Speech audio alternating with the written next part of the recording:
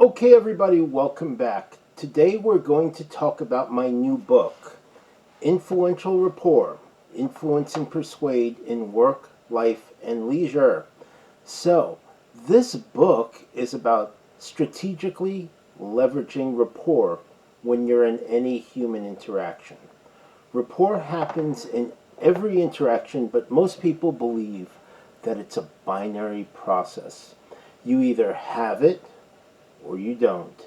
And there are people who go into an interaction expecting to like the other person and come away saying there wasn't any chemistry there. And there are other times when you've met someone with whom you have absolutely nothing in common with and became friends instantly. And people say there's chemistry. The ultimate expression of this chemistry is love at first sight. I know that some people don't believe in it, but I do. It's happened to me, and it's an amazing feeling. That chemistry is rapport, and unlike others, my experience tells me that there's always rapport. The key difference is knowing what level of rapport you have at a given time, and in influential rapport, you'll learn my 7-level rapport model. The first and initial level of rapport is awareness. If you're not aware of the other person, or that person is not aware of you, you don't really have an interaction. So remember, when I was saying that rapport happens in every human interaction, if you're not having an interaction, you don't have rapport because there's really no one to have rapport with. Now, when you do have an initial interaction, it starts when you become aware of the other person and the other person becomes aware of you.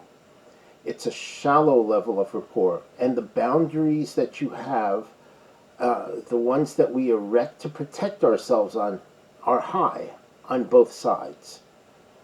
Have you ever seen a person who just opens up immediately to a stranger and just starts talking about anything and everything happening in his life?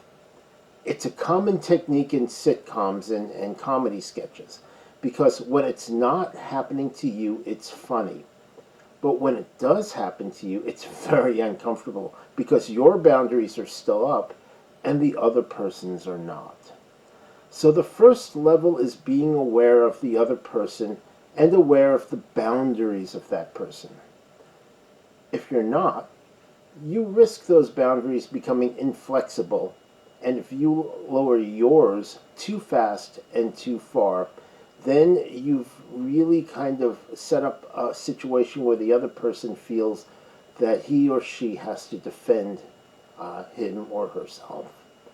Now, the awareness level is the beginning of the process of building rapport. And these boundaries go into our varied levels of communication. What we're saying, how we're acting, and our proximity to the other person.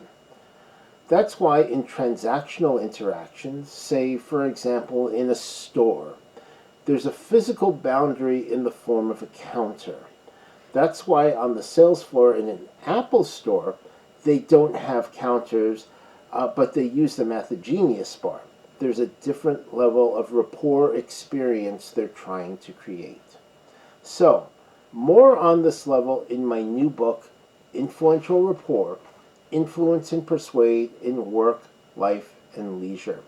And the next video will be on the next level of rapport, attention. So stay tuned. You can get links below for the book, as well as my previous best-selling book, The 5 Keys to Hypnotic Selling.